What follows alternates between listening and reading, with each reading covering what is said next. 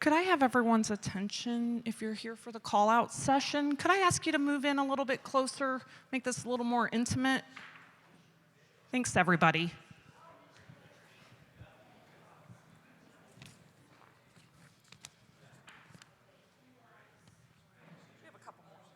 We have a couple more minutes if you want to refill your waters. I'm taking requests. Be singing.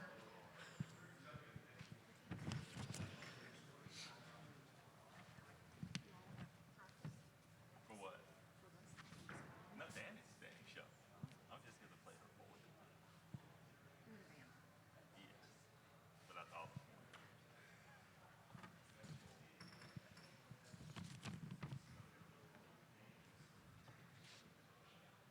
Just turns it on like that.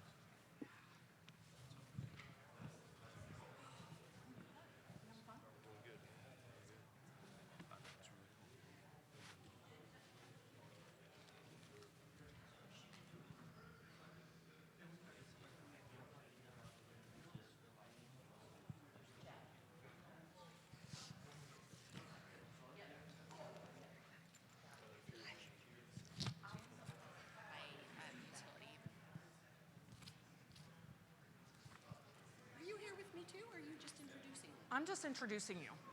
Do you want to introduce yourself? Nope. Because I'm. You can make something up. I gotta go get mine. Sorry. Oh, they said you were mine. Well, I was, but then they took it off. Oh, okay. People are still kind of trickling in anyway.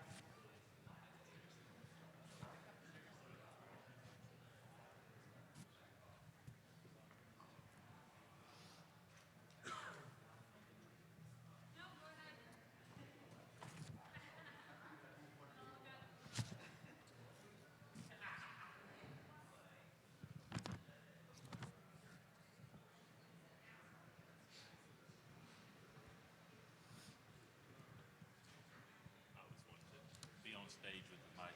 Ladies and gentlemen, your attention, please.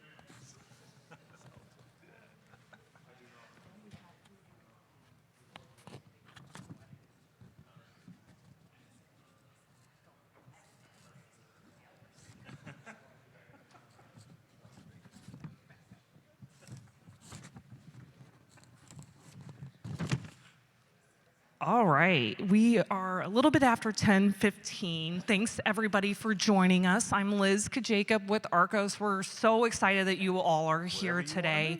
I'm just up here to give you all a reminder that you can submit your questions through the app. I'll have the microphone as well, but if you're shy and you just want to, type out what your question is, that's available as well. So today we have Patrick Turner from Alabama Power Co. And everybody knows Danny, right? So she needs no introduction. So I will let you all take it away and enjoy. All right, thanks, Liz. Yes, Patrick, do you want to introduce yourself again? Sure, that was a rousing introduction right there. Right. Good morning, everybody. I'm Patrick Turner. I'm with Alabama Power Company, part of the Southern Company, along with Georgia and Mississippi Power. We have been at Alabama on ARCOS since 2003. Mm-hmm. And basically, that's still all we have is the Callout application. So at this point in time. So long-time ARCOS user, and glad to be here with Danny this morning. Yep. And I got to write Patrick's little bio, part of his little bio up there. He is a fabulous person and friend. He's a tremendous asset to Southern Company. Wow. And a longtime ARCOS, customer. In fact, I think we decided that we have both been to the same number of conferences, right? I started in 2007. Right. Okay, I think so. So I may have 1 year on you, maybe, because I went in 6. But okay, so that's Patrick. I am Danny Hayes. I do have a real job, not just entertainment value. I am what's called these days the lead coordinator for the PMO. I've tried to figure out the best way to explain this, but the real story is when I got hired at ARCOS in 2005, I was handed 2 boxes, 2 copier paper sized boxes of scraps of paper. Because before me, there had been a gentleman that was taking phone calls from customers about things they needed the system to do, customizations, and he would write things on Post-it notes, $5,000, $6,000, making this up, crew in a barrel, whatever, write these little notes, and then he left the company. And so Mitch McLeod said, Danny, if you could please make sense of this, these 2 boxes of papers, figure out, did we do what the customer asked? Did they pay us for it? Did we bill them? You know, just figure it out and make sense. And then once you've got the ground laid there, you go ahead and be that person that when San Diego calls me and says, you know, we need to do something with a duty device. We need to do something so that our people can identify for us a phone number that we will use to call them when they're at work. You call me and we'll talk about it and we'll figure out the best way for me to go to engineering and product and say, this is what San Diego needs. And this is why they need it. Here's the business case. And so that's what I do. I think of it as client liaison or customer liaison. I am here for you. And why are you doing that? Do I need to do something? Okay, never mind. Anyway, so that's my role. Lead coordinator for the PMO doesn't really tell you anything. I am the person that you talk to when you need something done, and I will, run it to ground. So the wonderful thing about this presentation that Patrick and I are doing together for second or third time, maybe, is that you get rolling with Callout, and it works. It's not broken. It's working. And we continue to roll out new functionality, and you may not know that it's out there. So part of today, right, is to introduce you to some things that exist that you may not know are there that might be helpful for you. Yeah. Right? One of the biggest issues of Callout users is features being rolled out for other companies that you missed the email about, because y'all sent the email said this was coming out. Right. But would be applicable to your company. And you would find that, hey, I can use that for my company. Now, I don't know how many of your companies are like mine, where we do not have a dedicated ARCOS person. We have a person that does ARCOS and then does a whole lot of other things.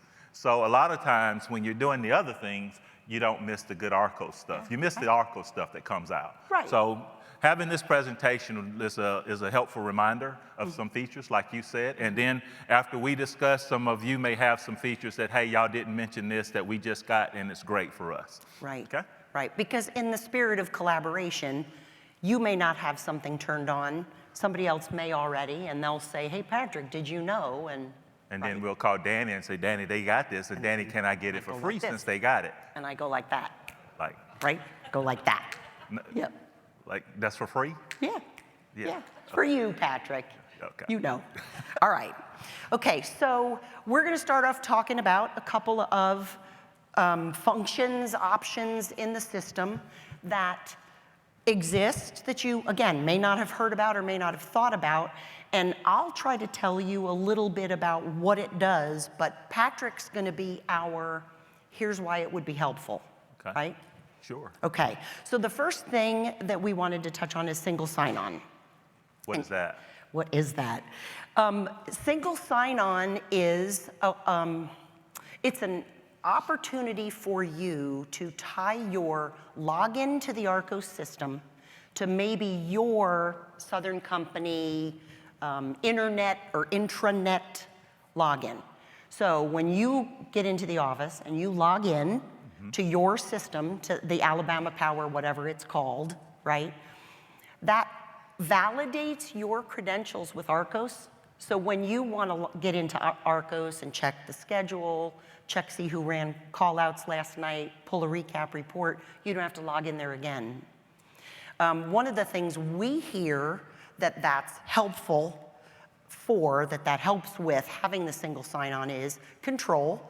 First of all, I think Kyle used an example yesterday in our training. If, for example, somebody leaves the company for whatever reason, IT is in a position to affect his ability to access all the systems because ARCOS is under that umbrella. So unlike today, that I have to be watchful and I go to look at my employee list and I see a lot of active retirees. Right. Nobody Right. has that problem, right? Right. Right. Okay. Right. User management is another great thing because when you're onboarding, you get this new employee and you can get him set up with his login to the company system, your intranet or internet, I don't know what the word would be. Yeah, intranet, right? Like your company Yes. hub, whatever. And that will take care of everything because his login credentials, once he logs into that system, it's validated with ARCOS. ARCOS says, aha, yes, he is entitled to log in, and you don't have to worry about that password. Oh, I need a new login. I got to go to a, where was it? I was going to say, I got to go to my notebook and write this down again, which I know you're not supposed to do. But the fact of the matter is, too, ARCOS, some of you may know, you can set up the controls over password renewals and password restrictions. How many double letters can you have in a row? Can it be the same as your last 6 passwords? And all these different restrictions on passwords that it's hard for the user to remember too. Wait a minute, is ARCOS the one where I can use a $sign or is it not? So if you introduce your employees to whatever your controls are, that's all they need to remember. And then ARCOS does the validation. They just pop right into the system and don't have to remember a different login and a different password and to reset it every 6 months or 3 months or whatever. That's correct. So it's good for your security. So from your perspective, you don't have single sign-on at Alabama Power, right? No, we don't. Not currently. Yeah. We do have a lot of applications that are under single sign-on, and we have not pulled this one in. Our TO is a little bit apprehensive sometimes about that. But it would solve the issue of especially our field employees and ARCOS, and they don't normally get onto our company applications every day. They may go in and read email to log in from time to time. So password simplicity, to lack of a better word, is good for them. Right. So this would benefit those employees. And like you said, it's on the same scheduled change because some of them forget when I change my NT password for the company home run, I have to go over, or they'll think about, well, I need to go and do the ARCOS one also. And they'll forget I need to do ARCOS, and we'll get phone calls or whatever that, hey, now I can't log in because it's expired or what have you. They forgot all about it. So, yes. Yeah, and that is something that I can get enabled for you at no cost. So it is one of those things, you want it, reach out to the support team. They'll put you in touch with me, and we can get it enabled. Yes. Mark, I don't know if we have mic runners. Okay. She was sitting. Yep. Mike Runner was sitting. Yeah. Yep.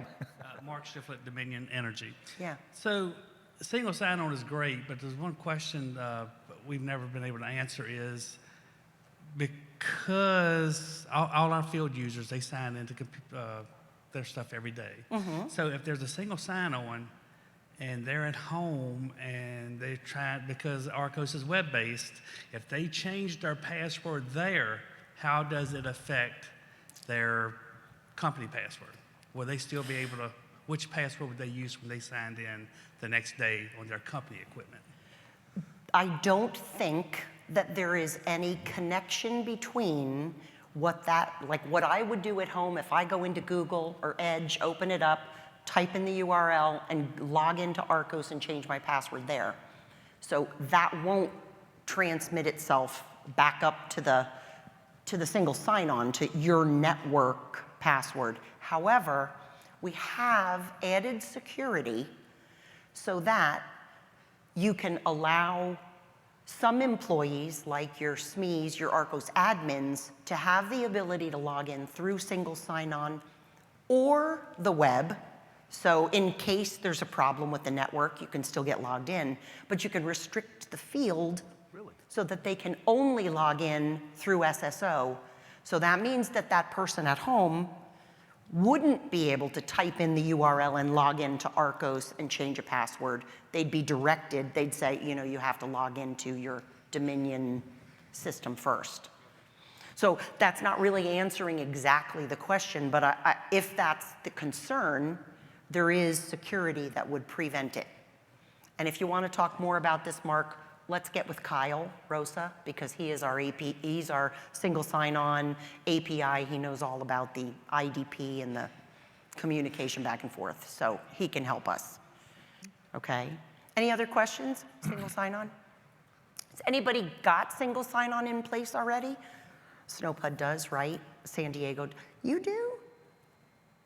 With ARCOS?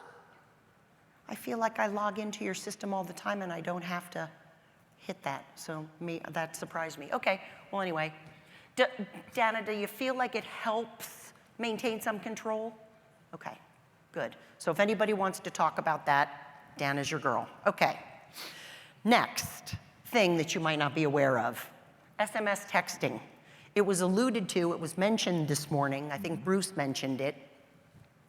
SMS texting, I want to do a little bit of history.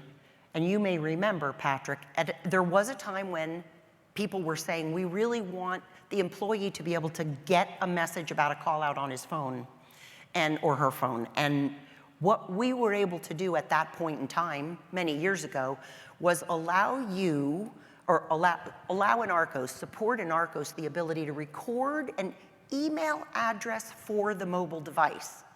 So it might have been your phone number at att.net, or it might have been your phone number at VZV, whatever the Verizon one is. So it wasn't really texting, but it was an ability to send information, and most of the time it was like the call out type and maybe the custom message, very little information to the employee in it was kind of like a text, but not an SMS message. Couldn't reply to it, but it would give you a heads up so that you might expect the phone call to come later. Did you ever set that up? Do you remember? I did, but there was like a little template you had to use that felt to some like it was a little bit of coding you had to do, which made it very not user-friendly. It was not user-friendly. Right. And we brought this up with our UX guy in my session the other day, that it makes you feel like, I'm not a programmer. It looks like HTML, or I don't even know what it is. You get used to it, but it really wasn't as effective for long-term as putting the mobile app into the employee's hand. And that's helpful to have the mobile app where you can receive notifications about a call out and respond. But I know that a lot of you are still struggling with the question of, can I have the employee put the mobile app on their personal phone if I'm not willing to give them a company phone? Are they going to do it? Are they going to say, well, I don't want to put that on my...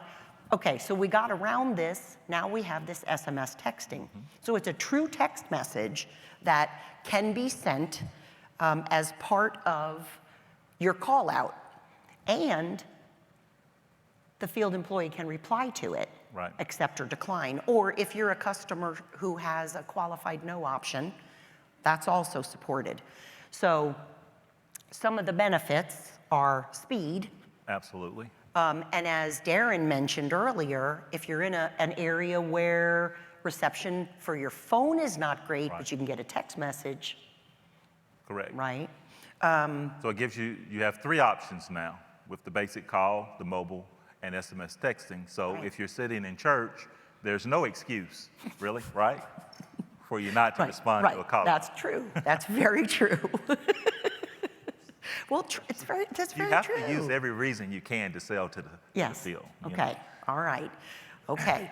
Let me add this. Yeah, do. But what I found is that those people who set up new employees for the field, if they're your foreman or the clerk in that particular office and they're not somebody very engaged with ARCOS, they will forget to check that or ask them about it to let them know that that's an availability to them. And I see it all the time.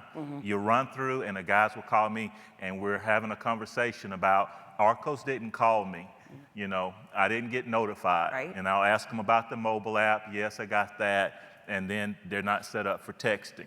So they're not taking advantage of everything that we have to offer to communicate with you. And it's a very simple check. It is. That's all you got to do. Right. And set 'em up. And one way that you could get, perhaps we can talk about this too, if you have made this initiative, you've put it in place that you're going to offer SMS texting as an option to your field employees, there is a way. To default it? Yes. Yes. Yes, there is a way to default it. And you can define in ARCOS a device and give it a name, like this is your texting device. And if that is part of your onboarding process, and that preferred text device is set up to default to receive a text message, then as you're going through and you're onboarding and you say, okay, what phone number should we use for your preferred text message device? And you get that cell phone number, and obviously it has to be a cell phone. It's not gonna be your landline, that won't work. But that could become part of your process by setting it up that here is a device name that you can default to SMS. Yes. It's informant are known to go down the checklist for onboarding new employees. Sure. Right? Right. It's absolutely. They Well, cover there's it so all. much to forget. You have to. You have to follow a checklist. Another thing is, we talked about this during our presentation yesterday. We were talking about texting. As the administrator for the ARCOS system, as the person who's in there making sure that the employee is set up appropriately, has the right class, that their seniority date is in there correctly. And in this case, if you didn't have the default, if you're going to identify which of their devices they're going to receive a text message on by checking a box, as soon as you do that, as soon as you check that box and save it on their employee profile, it sends a message to the employee on that phone number that says, you have an opportunity, I forget the exact wording, you have an opportunity to participate in ARCOS text messages, reply yes to continue to receive them or stop, you know, it's the typical language. So you can warn the folks, you know, as you're doing the onboarding, you say, okay, I'm gonna check this button, this box, and save it. You're gonna get a text message. Now you reply yes, and now you're subscribed for these text messages. Right. So Great. that's their speed, that's user interface, especially if you've got a younger crowd coming on board. And I know my 20-year-old, she doesn't even want to talk to me on the phone. She wants to do everything by text. You know, so the younger crowd, you know, younger people, they really appreciate that. I wrote field personnel as one of the reasons why. I'm not sure if this is exactly it, but I know that I am currently talking to a customer about a way to not let the field employee know who else has accepted the call out until they accept, right? And this customer said, you know, we don't want them to see that Patrick's already accepted and go, oh man, I don't want to work with him. Nah, decline, because I don't want to work with Patrick, no way. So they just want the employee to, here's a call out, do you want to work or don't you? Yeah. And the text message that you get here really just says, there's a call out, do you want to work or don't you? Yep. And then after the fact, you've accepted the call out, then you can log into your mobile app and see who else is going to work with you. But that way, that's not part of the initial decision. That's not part of the equation when you first offer that call out work. Interesting. Yeah, you didn't know that? Or didn't think of that? Well, don't necessarily have that issue, but I understand it. Yeah. Okay. I Well, understand. yeah. All right. Okay. Questions about SMS? Yes, Maria. Hi, Maria from San Diego Gas and Electric. This is going a little bit in the weeds, but under the call out tab, there is a custom message text. And if we've created a custom message in the system, but they want to add a little bit more after the initial wording of the custom message, I tested it out so that the text does go out and it actually includes that extra wording. But what about the app? The app wasn't showing that extra wording. Why is that different from the text? It just hasn't caught up yet. Okay. Yeah, it just hasn't caught up yet. So you all may realize that when you run a call out, you can create a custom message. And originally, the only thing that you did with the custom message, it was all verbal. So it was something, well, way back in the olden days, Yeah. you recorded your voice, right? And you said, this is Patrick Turner, get your butt out there, right? Pre-recorded. Right. You could record them ahead of time, yeah, but you could also do it on the fly. Then we developed the ability to type in text-to-speech, so you typed in the message, and there was a rendering program that would read what you wrote, convert it to a male or a female voice, and that would be what could be relayed. That gave you some consistency, because you could use a template so that you always included this information in that message. Then when we introduced the call-out emails, like we called them email to text, to that att.net or VZV types of email addresses, we opened up this field for text, so that a shorter text message, perhaps shorter than you might record with your voice, could be emailed or emailed to the phone. That text can go into the template for the SMS, you're right.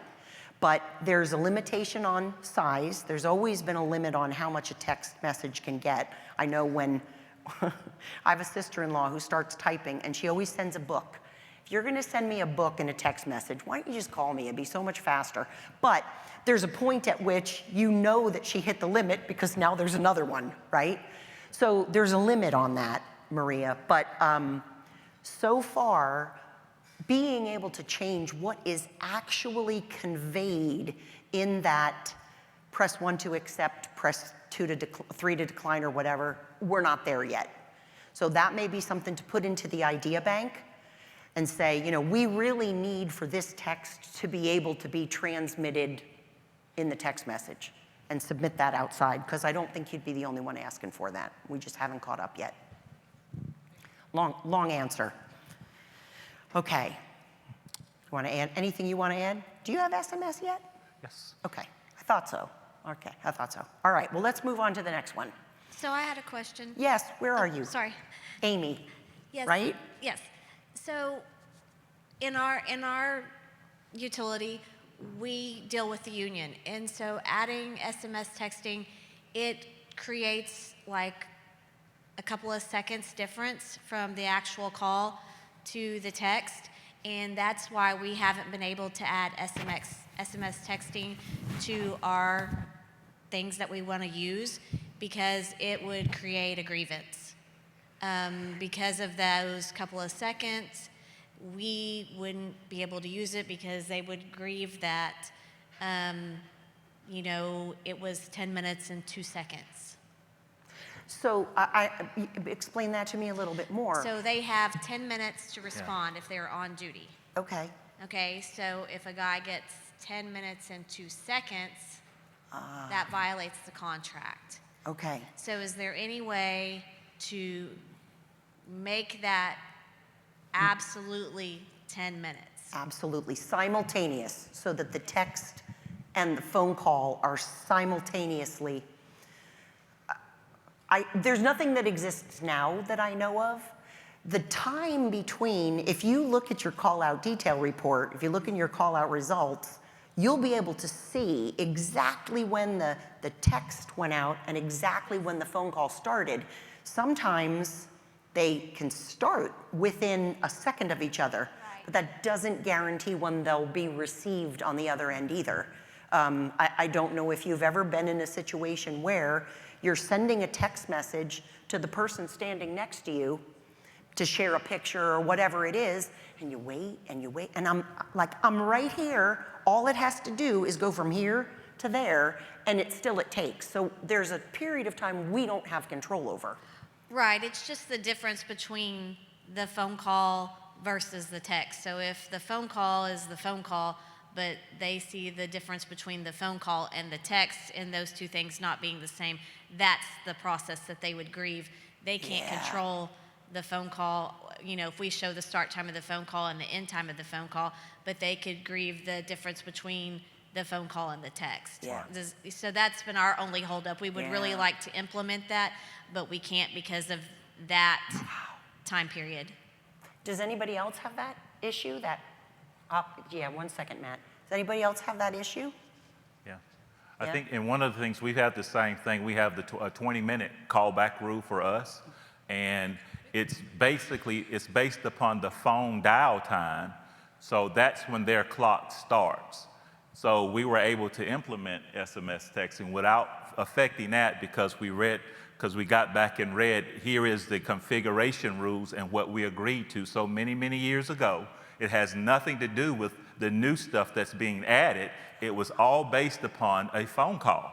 So our obligation to you as a company is to give you that phone call. All of this other that we're adding is in addition to. So your time starts with the dial time of that phone call.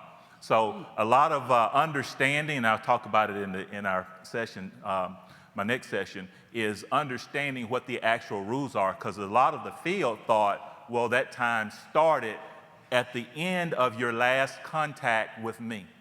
No, sir, it did not. It started when we first contacted you on the phone call. That's when your clock started. So we had a lot of that to get cleared up with our field employees to tell them exactly what the rules are instead of what they perceived it to be. Yeah, Thank you and for Danny, one Yeah. quick Matt. addition there. That's a great process way to handle it. But we did also add an option for SMS delay, and I think you can set that at 0, I believe. So we'd have to check that. All right, I will double Yeah. check that. So we can check that for you here. Yeah. Who's my note taker in here today? I am. Okay. While you're running around, Liz, if you don't mind, just write that down that I can get back to Amy at Centerpoint. Centerpoint, right? Okay, I thought so. Because we got the delay on ours. The 5-second delay. It's interesting, Amy, because more people call me and say, we need to put a delay in between the text and the phone call, because the guys are complaining that they're getting a text, they're getting a push notification for the Right. mobile app and the phone call at the same time, and they can't answer any one of them because their device is going crazy. So, okay, all right.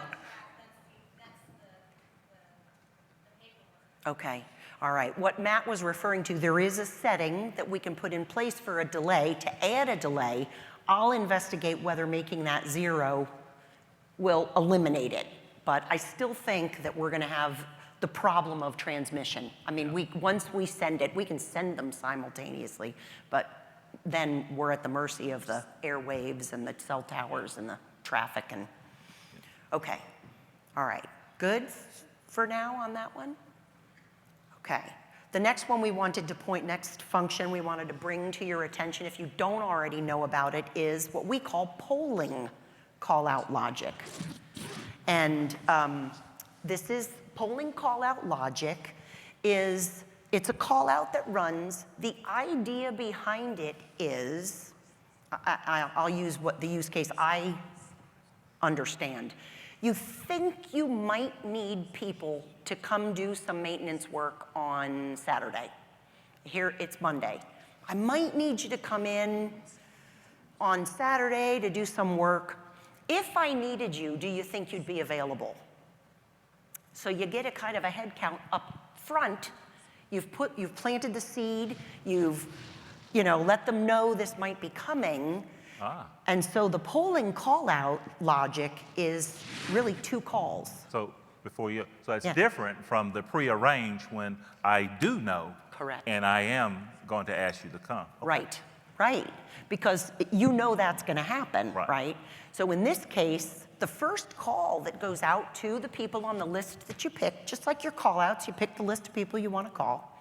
The first call that goes out, the VRU wording says, we might need you to come work on Saturday at 6 o'clock. If you would be available and willing to take this call out, accept. If you won't be available, decline. You have until Wednesday at 6 p.m. to respond to this call out. So you can go home and check the calendar. You can see, are there baseball games? Are there ballet recitals? What do I need to do? Am I going to be willing to work on Saturday? Talk it over with the other family members, make sure that it'll all work. And you can respond to the call out then by inbound. You can respond by mobile. And at that point, though, you are saying, I would be willing to work if you need me. When all of the people contacted have responded to that call out one way or the other, or we hit Wednesday at 6 o'clock, ARCOS says, okay, window's closed. Now let's look at who said they would be willing, and we'll call them back and say, you've been awarded the work on Saturday, we'll expect you to show up. And if you, Mia, if you said, yeah, I'd be willing, we'd call you back and say, you're not needed. So it gives you that heads up. It gives you time, your field time to check on their availability. It's not a make a decision right this minute. Question for you. Yes. If I have the polling call out running at said time, Yep. and it's pending out there, and I run a regular call out, when they call back in, what does ARCOS tell them? Which one are they answering? Right. Well, if you've had the situation now already, ARCOS would tell you you have pending call-outs and will offer you, I always have to think about this, last in, first out. So whichever call-out ran first, Okay. ARCOS would tell you about it. Now, if the last one in, no, So first one in. is the first one. in, First one in is the first. When I call in, it's the one that's open to be answered. no, I got it backwards. I always do that. First in, first out. So the first call out that ran would be the first one. It's the oldest one, Yes. right? So that's the one ARCOS would tell you. This, you have a pending call out, and at that point you can respond to it. Now, supposing this happens on Tuesday, you haven't talked to the family yet, you know you have until Wednesday to respond to the polling call out. You can, in order to get to the next call out, you can say, you can decline then, no, I wouldn't be willing, but you can always call back in later up As long until as you do- Wednesday and change your answer. Say, also the other way, you could say yes and then turn it down. Yeah. The other thing is when ARCOS does run that awarding call, we'll check your schedule for Saturday. So you may have appeared to be available when we first ran the call out today, Monday, but something's come up and you've put a sick exception or family medical leave, you're going on vacation, whatever it is on Saturday, you're no longer available, even though you said you thought you would be. ARCOS is smart enough to know that and will call back in roster order. So follow the roster rules to call back and award the work. Yeah. Is anybody using it? I can't remember who's got, I know I have a couple customers with the polling call out. I think they mostly use it for filling shifts. Most of them are named polling fill shift. And the idea is, you know, we think we'll have people out. We may need extra people to come in, you know, next Tuesday, next Wednesday. Yeah. It's But- a great tool. Yeah, I think it's really, really neat. Now, not Pertinalis, it's P&M. Is anybody here from P&M? I don't think so.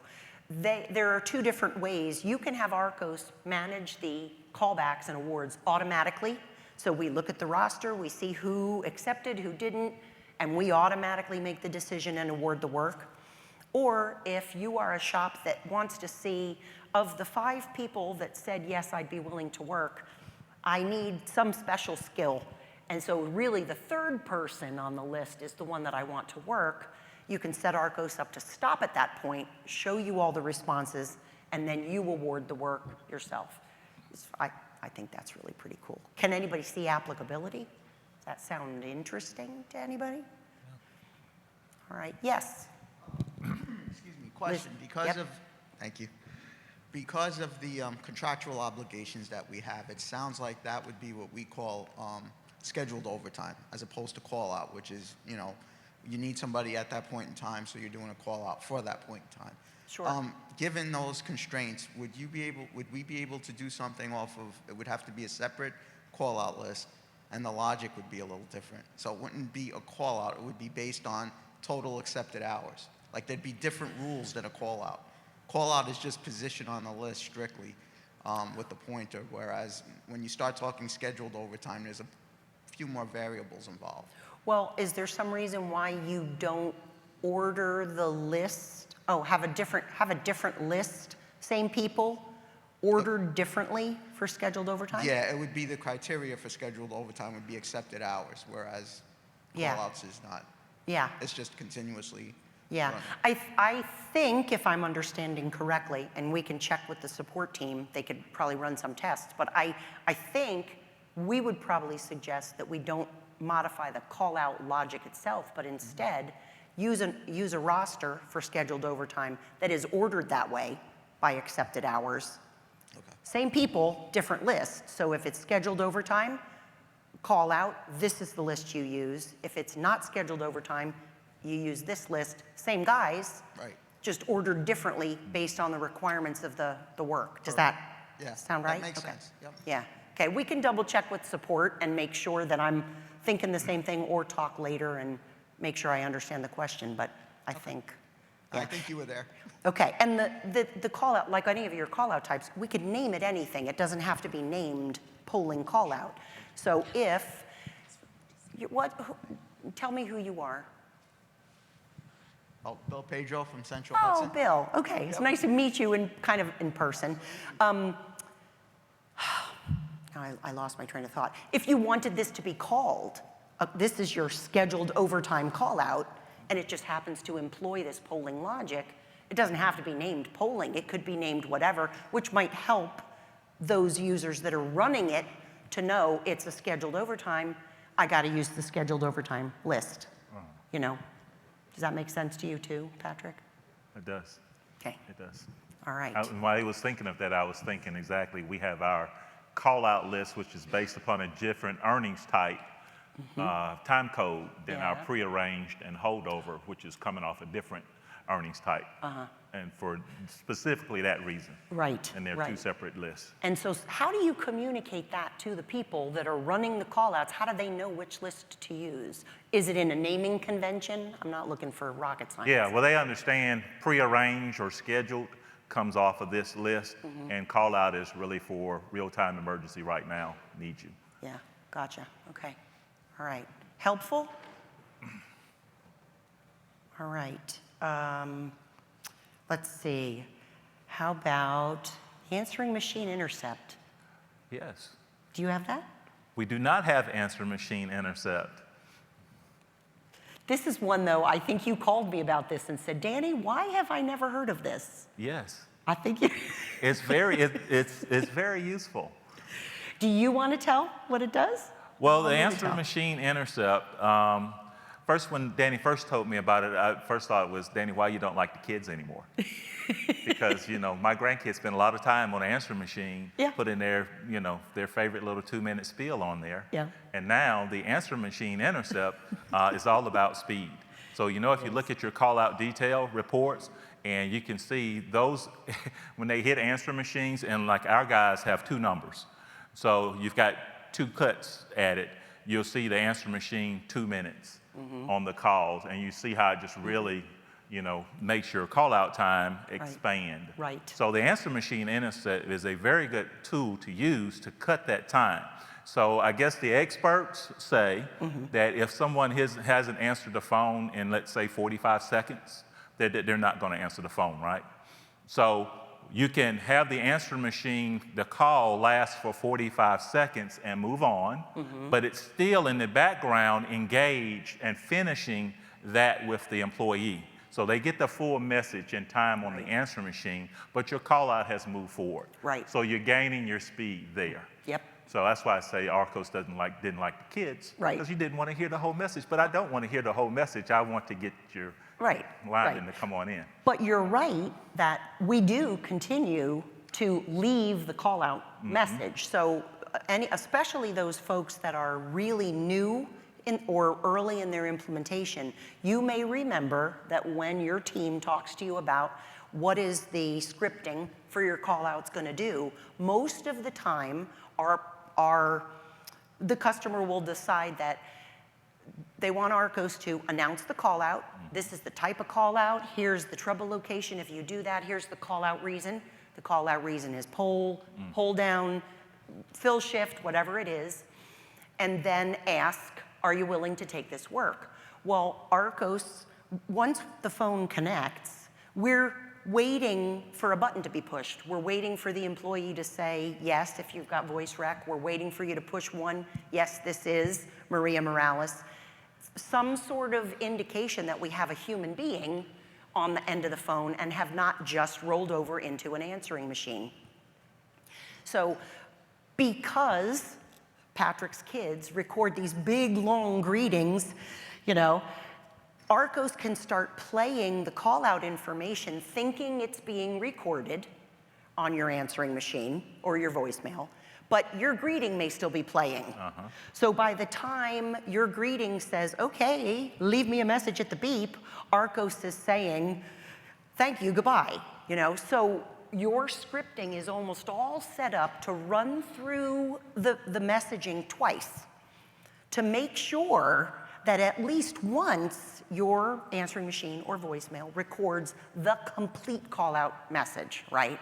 Well, depending on what the message is, how many options you include, if you put a custom message in, Maria, that has all the details about here's where you gotta go and here's who you call when you get there, and a really long, drawn-out message, if ARCOS is leaving this message on your voicemail, your machine, twice, and then calling your second number, which you're also not answering or not responding to, and leaving it, you could be talking 5 minutes, easy, that ARCOS just spent on the first guy on the list.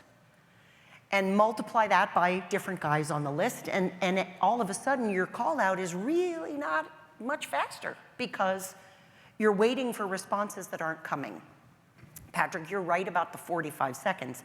Chapman, one of our wizards, was able to look at call out detail, and he said, from what I'm seeing in call outs that have run, most customers at about 45 seconds, we can say, if they didn't press 1 to say this is me, they're not gonna. Yeah. You know, so 45 seconds seems to be a sweet spot. But what happens is just what Patrick said. At 45 seconds into that message, ARCOS says, all right, they're not gonna touch a button. We're gonna call the next guy or the next device, depending on how you have your call out set up. But we're gonna call the next person. We'll continue to leave the message. If that person who we just skipped, who wasn't answering, does finally push a button, say, all right, press 1, it's me, to interrupt. They're told ARCOS has already moved on to call the next person. Call inbound or use your mobile app. You can. You're not shut out of the call out, but at least ARCOS now is going on calling the next guy or the next guy. Right. So obviously there's some union talk that needs to be done there if you implement this. Right.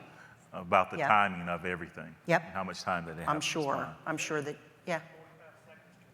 Yes. Yeah. It's configurable. We set it, and we can set it by call out type. So maybe on a fill shift, you don't mind if the answering machine intercept is set at 1:45 because it's a fill shift for a couple days later. But maybe for something emergent, you know, listen, this is life and limb. You got 30 seconds to answer, you know, to indicate that you're there, and then we're moving on, or 45 seconds. Danny, is it a system-wide change, or can it be specific with like an attribute? Call out type. Call out by type. call out type. But system-wide for that call-out type? Yes. Okay. Yes. That's, yeah, good point. Yeah. Does that answer, Mark? Okay. All right. Okay. What did we say? We said The time? where you will see it. Time? Okay, thank you. Oh my goodness. Oh, wow. Yeah, wow, time flies when you're having fun. The answering machine intercept will show up on your call out results. So if somebody says, you know, what happened? I don't understand. You can clearly go to the call out detail and you see answering machine intercept. Well, you know, no digits were pressed for 45 seconds. We moved on. This information shows up in the log trace. Other reports, you can see it. I don't know why I wrote schedule there. I can't remember, but that's okay. That's all right. Sign-on, sign-off rosters might have been the last thing we were going to talk about, but if we're at time. That one's complicated. It is complicated, and I tried to demonstrate it yesterday in my advanced training, and I forgot a step, and it didn't look as smooth as it ought to do. But if anybody wants to talk about sign-on, sign-off rosters, catch me later or go to the support staff, and they can set up a demo. It's a way of setting up your roster so that you can have an on-call rotation and an off-call rotation. So if you have mandatory on-call, if you have voluntary on-call, setting up your rosters this way allows you to schedule periods of on-call time to kind of prioritize who gets called first. Do you use those? We do not, but I was thinking we have the World Games coming up in this summer up in Birmingham. Oh. And putting that type of on-call, because we need multiple employees from across different call rosters, and being able to respond to say, yes, I don't need you to decide you're coming. You're coming. Yeah, when one of these venues go out. Yeah. Yeah. Yeah. And that it's something that allows you to schedule this pretty far out in advance. So if you have on-call scheduling that's a week, that's a week at a time on call, and for 52 weeks what the schedule is going to be, you can set it up that far in advance, and that's really very helpful. Okay, I don't think, let me just block. Yeah, oh my goodness, there were so many things. Any last-minute questions? Yes. Okay, awesome. Oh Great my group today, you gosh. guys. Thank you so much for your participation. It was very engaging. Send questions to the conference app as well. Thank okay, you for the and reminder. fill out the survey. And I'm sorry we didn't get to everything we wanted to talk to, but if you want to know, come catch us later, and Patrick and I can fill you in on some of the things that we didn't talk about. Oh my goodness. And we Patrick, thought- thank you. Thank you, Dan. Thank you. Enough time, I too, know. didn't we? We worried that we wouldn't be able to fill the 45 minutes, right? Silly.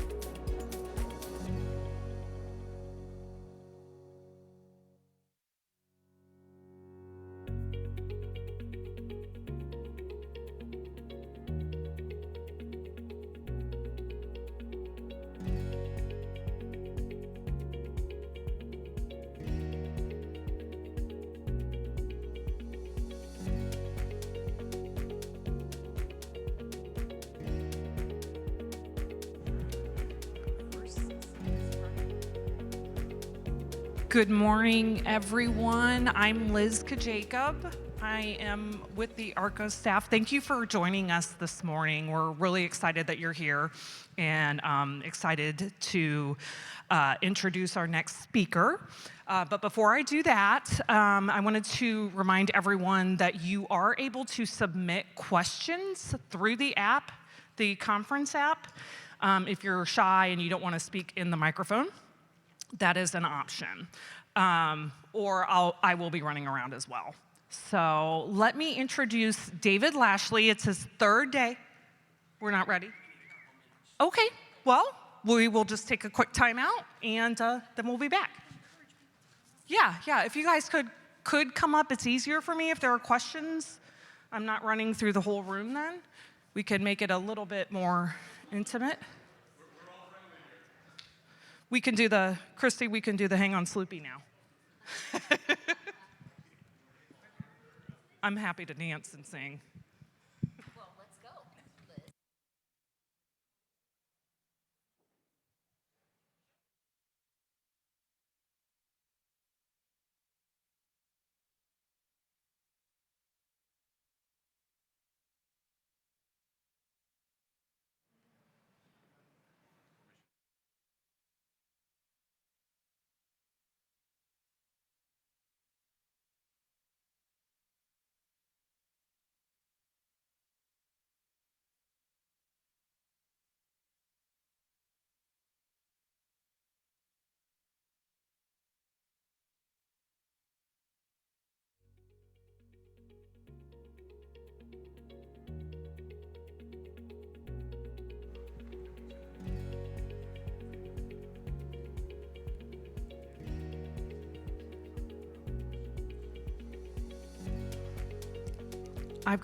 I've got something that we can do in the meantime.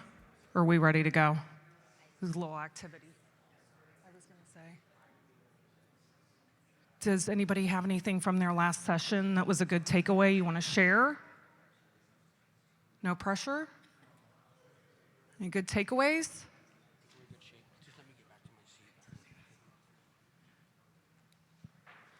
We had a great session on some additional capabilities with Callout in here. And looking forward to hearing about Mobile Workbench here.